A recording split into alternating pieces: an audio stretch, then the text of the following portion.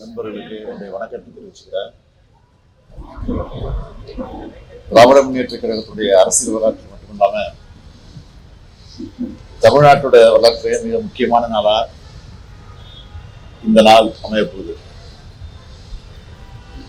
ஓரணியில் தமிழ்நாடு என்ற மகத்தான முன்னெடுப்ப திராவிட முன்னேற்ற கழகத்தின் சார்பில் இன்றைக்கு நான் தொடங்கி வைக்கிறேன்.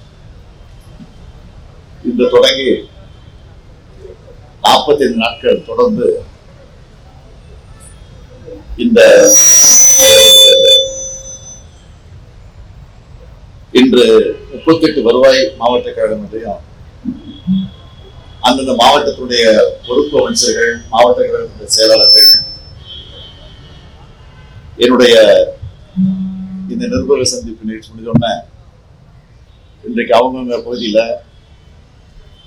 ஊடக தோழர்களையும் பத்திரிகை அன்புகளை சந்திக்க இருக்கிறாங்க. நாளைக்கு தமிழ்நாட்டில் இருக்கக்கூடிய 78 மாவட்ட கழகங்கள் சார்பில் ஓரணியில் தமிழ்நாடு என்ற தலைப்புல பொதுக்கூட்டங்கள் நடைபெறவிருக்கிறது. அதில் கழக முன்னணியினர் பங்கேற்று உரையாற்ற இருக்கிறார்கள். அதை தொடர்ந்து ஜூலை 3ஆம் தேதியிலிருந்து தமிழ்நாடு முழுக்க வீடு வீடா போய் மக்களை சந்திக்க இருக்கிறோம். அமைச்சர்கள், நாடாளுமன்ற உறுப்பினர்கள், சட்டமன்ற உறுப்பினர்கள், கழக முன்னோடிகள் எல்லாம் அவங்க சொந்த வாக்குச்சாவடிகள் இருக்கக்கூடிய வீடுகளுக்கு நேரிலே போக போறாங்க. இதுக்காக கழகத்துடைய தகவல் தொழில்நுட்ப அணியின் சார்பில் தொகுதிக்கு ஒருத்தர் 234 பேர்களுக்கு பயிற்சி அளிக்கப்பட்டிருக்கு. அந்த பயிற்சி பெற்ற 234 பேரும் தமிழ்நாடு முழுக்க 68,000 வாக்குச்சாவடிகள் இருக்கக்கூடிய பூத் டிஜிட்டல் ஏஜென்ட்களுக்கு பயிற்சி தந்திருக்காங்க.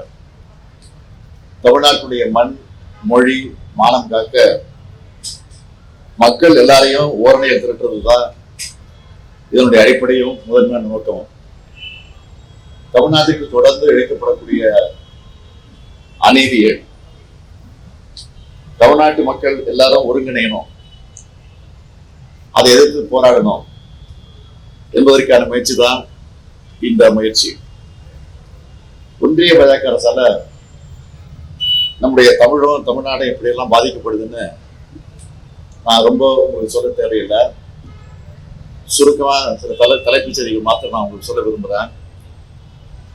அரசியல், பண்பாடு, மொழி, பொருளாதாரம் எல்லா வகையிலும் நமக்கு எதிராக செயல்படுறாங்க என்பதற்கு சில எடுத்துக்காட்டுகளை சொல்லணும்னா, அனைத்திலும் வளர்ந்த தமிழ்நாட்டை ஒன்றிய அரசு பல்வேறு வழிகளில் பல்வேறு நிலையில தொடர்ந்து புறக்கணிச்சுட்டு இருக்கு.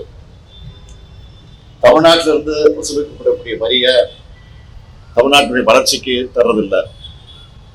தமிழ்நாட்டுடைய நிதி உரிமைகள் டிஎஸ்டி கொள்கை மூலமா அது புறக்கணிக்கப்படுது. எதிர்கட்சிகள் ஆளக்கூடிய மாநிலங்களுக்கு உரிய நிதி ஒதுக்கிறது இல்லை. தமிழ்நாட்டுக்கான சிறப்பு திட்டங்களும் கிடையாது. பள்ளி கல்விக்கான நிதியும் மறுக்கப்படுது. ஒன்றிய அரசின் திட்டங்களுக்கும் தமிழ்நாடு அரசு தான் நிதியை தந்து அதை இன்னைக்கு நாங்க தொடர்ந்து நிறைவேற்றிட்டு இருக்கோம். நீட் தேர்வு மூலமா அடித்தட்டு மாணவருடைய மருத்துவ கல்வி கனவு சிதைக்கப்பட்டிருக்கு. தேசிய கல்விக் கொள்கை இந்தி திணிப்பு கொள்கையா மட்டுமே இருக்கு. தமிழுக்கு வெறும் 113 கோடியும், சமஸ்கிருதத்துக்கு 2,532 கோடியும் ஒதுக்கி இருக்காங்க. தமிழுடைய வரலாற்று பெருமைக்கு சொல்லக்கூடிய கீழடி அறிக்கையை வெளியிடாம திட்டமிட்டு மறைப்பதற்கான முயற்சியில ஈடுபட்டிருக்கிறாங்க. இதையெல்லாம் நாங்க தொடர்ந்து பேசிட்டு இருக்கிற காரணத்தினால ஏற்போ தெரியல. தமிழ்நாட்டோட தொகுதி மறுவரை என்ற பேர்ல தமிழ்நாட்டோட நாடாளுமன்ற தொகுதியில் கூட எண்ணிக்கையை குறைக்க திட்டம் தீட்டி இருக்காங்க. இப்படி சொல்லிட்டே போகலாம். ஒரு சிலவற்றை மட்டும் தான் உங்களுக்கு சொல்லி இருக்கிற. இதெல்லாம் வெறும் அரசியல் விமர்சனங்கள் மட்டுமல்ல, தமிழ்நாட்டுடைய உரிமை சார்ந்த இது. இதெல்லாம் அரசியல் கட்சிகளால் மட்டும் இல்ல, ஒட்டுமொத்த தமிழ்நாட்டு மக்களாலும் எதிர்க்கப்படணும். இது அதுக்காக தான் தமிழ்நாட்டில் இருக்கக்கூடிய எல்லா வீட்டுக்கும் போய் அது ஆளுங்கட்சி எதிர்கட்சின்னு பார்க்காம எல்லா வீட்டுக்கும் போய் மக்கள் எல்லாரையும் சந்திக்க போறோம். அப்பதான் திராவிட முன்னேற்ற கழகத்துல இணைய விரும்புறவங்க இணையலாம். திமுகவை சேர ஆர்வம் இருக்கிறவங்க செயலி மற்றும் நேரடி படிவம் மூலம் பதிவு செய்யப்படுவாங்க. மேலோட்டமா பார்த்தா திமுக தனக்கான உறுப்பினர் சேர்க்குதுன்னு உங்கள கூட நினைக்கலாம். ஆனா உண்மையான நோக்கம் என்னன்னா, கட்சி எல்லைகளை தாண்டி தமிழ்நாட்டுடைய நலனுக்காக தமிழ்நாடு ஒன்றுபட்டு நிற்கிறப்போ எந்த சக்தியாலும் நம்ம வீழ்த்த முடியாதுன்னு காட்டியாகணும். பாஜகவோட அரசியல் படையெடுப்ப, பண்பாட்டு படையெடுப்ப, தமிழ்நாடு மீது தொடுக்கப்பட்டிருக்கக்கூடிய பொருளாதார போரை எதிர்கொள்ள நெஞ்சுரம் உள்ள அரசியல் சக்தி தேவை. அதை உருவாக்கத்தான் ஓரணியில் தமிழ்நாடு என்கிற பரப்பு விதையை ஒரு இயக்கமாகவே தொடங்கி நடத்த இருக்கிறோம் என்பதை நான் உங்களுக்கு தெரிவித்துக் கொள்கிறேன்.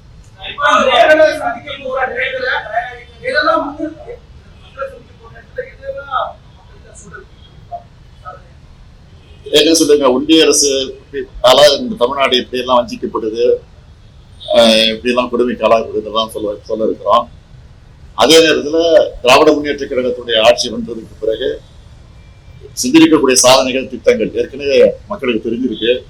இருந்தாலும் நினைவுபடுத்தி துண்டு பிரசுரம் மூலமா கொடுத்து அந்த பிரச்சாரமும் நடக்க இருக்கு.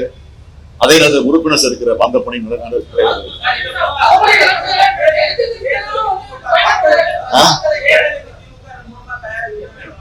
ஒரு நிச்சயமா இப்ப இல்ல ரொம்ப நாளாச்சு.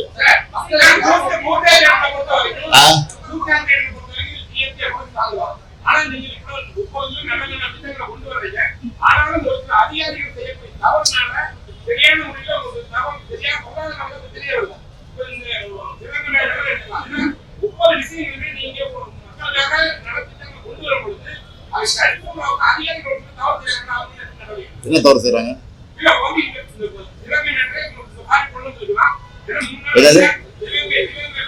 வந்து ஆக்ஷன் எடுத்துடுவேன். வந்து எங்களுக்கு எப்ப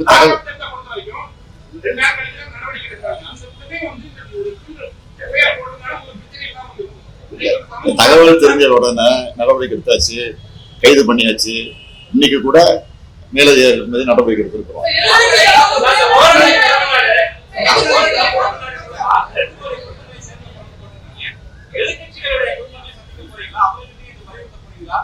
சொல்ல போறோம், நிச்சயமா சொல்ல போறோம்.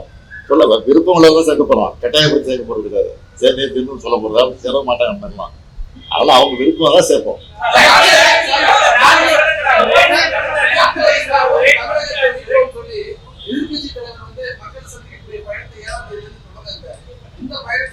அவர் இப்பதான் மக்கள் சந்திக்க போறாரு.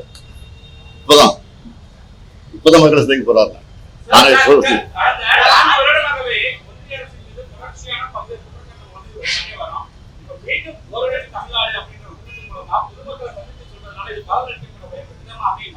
மக்களுக்கு தெளிவா தெரியும். இருந்தாலும் அதை நினைவூட்டுறோம், வலியுறுத்துறோம், வற்புறுத்துறோம். தேர்தல் பரப்புரை உண்டு, உறுப்பினர் சேர்ப்பு உண்டு, ஒன்றிய அரசு வஞ்சித்து கொண்டிருக்கக்கூடிய அந்த கொடுமைகளும் உண்டு. இன்றைக்கு திராவிட முன்னேற்ற கழகத்தின் சாதனைகளையும் சொல்ல இருக்கோம்.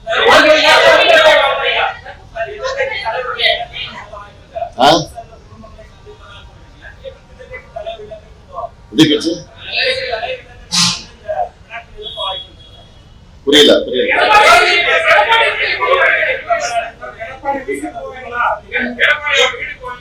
அது அங்க இருக்கிற சூழ்நிலை பொறுத்து இருக்கு. அவங்க ஒரு பொடிச்சிருக்கோம், அவங்கள்ட்ட அவங்க சூழ்நிலை தவிர போவாங்க. நான் அந்த பகுதியில் தான் நிச்சயம் போவேன்.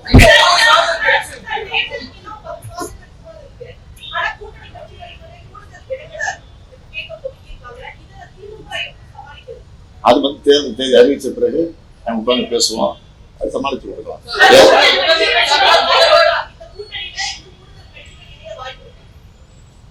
இப்ப இருக்கிற சூழ்நிலை பொறுத்த வரைக்கும் வருவதற்கு வாய்ப்பு இருக்கு. ஆனா வாய்ப்பு வரக்கூடிய நேரத்தில் அதை எப்படி சேர்ப்போங்கிற சூழ்நிலையும் இருக்கு. அதனால கலந்துதான் செய்வோம்.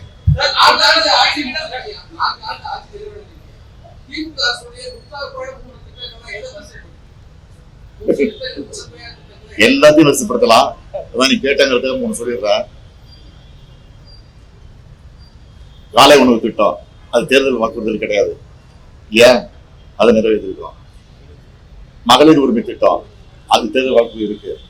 அதை வந்து கிட்டத்தட்ட 60% நிறைவேற்றணும். இன்னும் ஒரு 20% மிச்சம் இருக்கு. அதையும் விட்டு போனதாகும். அது அவங்க தவறா படிவத்தை பூர்த்தி பண்ணாமல் தவற விட்டுட்டாங்க. அதை சில தப்பா பதிவு பண்ணியிருக்கிறாங்க. அதெல்லாம் திருத்தி அதுக்கு ஒரு முகாம் போட்டு அதுவும் செப்டம்பர் மாசம் வந்து கொடுக்க போறோம். அதனால அது ஒரு திட்டம், அது பெரிய திட்டம். பேருந்து இலவச பயணம், கட்டணம் இல்லா பயணம் பண்ணாங்களே, அது ஒரு பெரிய திட்டம். அப்புறம் மாணவர்களுக்கு மாணவிகளுக்கு கல்விக்காக 1000 ரூபாய், பள்ளி ஆரம்ப பள்ளி முடிச்சுட்டு கல்லூரிக்கு போகும்போது 1000 ரூபாய். அந்த அற்புதமான திட்டம். இப்படி பல திட்டங்கள் இருக்கு. எதை சொல்றது எதை பெறுறது தெரியல.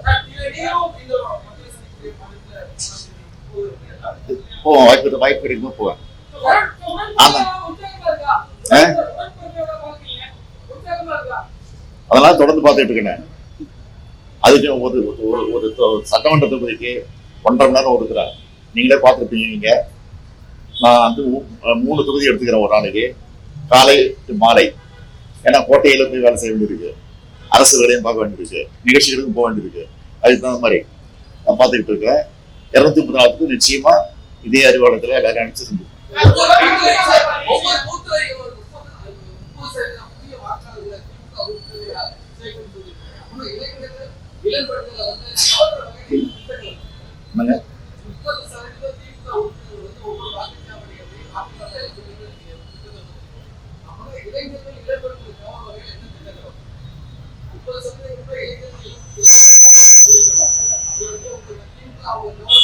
நான் முதல்ல ஒரு திட்டத்தை வந்திருக்கிறோம். அந்த திட்டத்து மூலமா பயிற்சி கொடுத்து அவங்களெல்லாம் இன்னைக்கு கூட ஒரு நிகழ்ச்சி முடிச்சுதான் வந்திருக்கு. பெரிய நிகழ்ச்சி முடிச்சுதான் வந்திருக்கிறோம். கிட்டத்தட்ட 20 லட்சம் பேரா 40 லட்சம் பேருக்கு பயிற்சி கொடுத்துருக்கிறோம். 3 லட்சம் பேருக்கு அதுல வேலை வாய்ப்பு கிடைச்சிருக்கு. எல்லாரும் 20,000 ரூபாய், 1 லட்சம் ரூபாய், 2 லட்சம் ரூபாய், 3 லட்சம் ரூபாய் சம்பளத்துல வேலை வாய்ப்பு சேர்ந்துருக்கிறாங்க.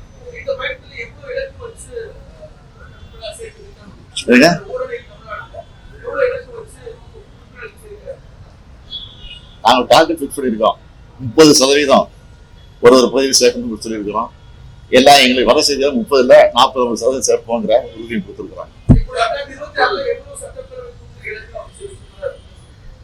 நாங்கள் ஏற்கனவே 200 சொல்லியிருக்கிறோம்.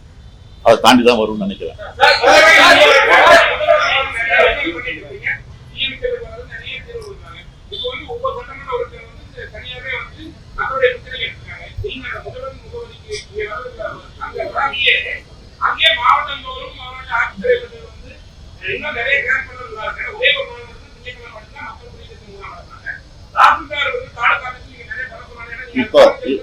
இப்போ அரசியல் சார்பில் ஏற்கனவே ஒவ்வொரு நகராட்சிக்கும் போய் மாநகராட்சிக்கும் போய் எல்லா ஆபீசர்ஸும் போய் அவங்க ஒரு வாரம் தங்கி அங்க மக்கள் குறையை கேட்டு அந்த ஸ்பாட்ல முடிச்சுட்டு இருக்கிறாங்க.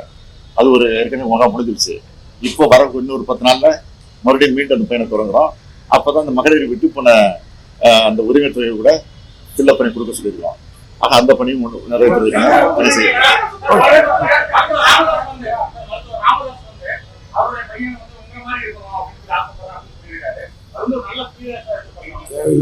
அவருடைய ஆசை, அவருடைய கருத்தை மறுக்க முடியும். அவருடைய கருத்தை மறுக்க முடியாது, ஏற்றுக்க முடியாது.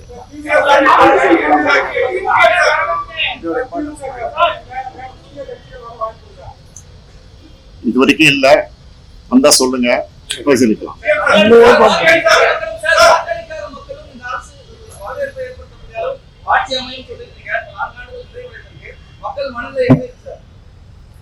இந்த உரிமை தொகை இருக்க டிஎம்கே மட்டும் வாங்கல, டிஎம்கே மட்டும் வாங்கல, எல்லா கட்சியிலும் இருக்கிற மாதிரி வாங்கிட்டு இருக்கிறாங்க.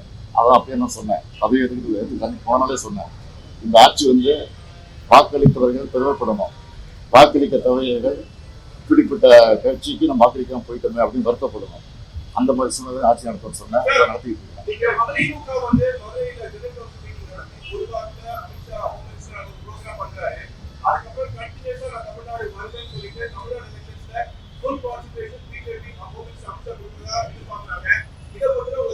அமித்ஷா அடிக்கடி வரணும். நான் ஏற்கனவே சொல்லியிருக்கிறேன், பிரதமர் அடிக்கடி வரணும். அந்த பொய்யை பேசிட்டு போறாங்க, அது பொய்ன்னு மக்களுக்கு தெரியுது. அது எங்களுக்கு தேர்தல் நேரத்தில் அது லாபம் அடையும். அதே மாதிரி தான் ஏற்கனவே சொல்லி கவர்னர் மாற்றக்கூடாதுன்னு சொல்லிட்டு இருக்கேன். ஏன்னா கவர்னர் எனக்கு நல்லது செஞ்சாலும் மக்கள்கிட்ட ஏற்படாது, அந்த அளவுக்கு கெடுதல் செஞ்சுட்டு இருக்காரு. அதனால அவங்க தான் வரணும் அடிக்கடி. அது என்னுடைய ஆசை. அவ்வளோதான். Right right.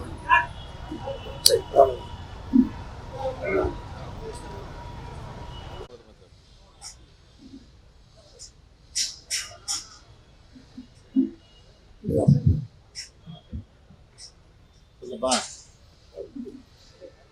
நல்லா கூட சாப்பிட்டீங்களா?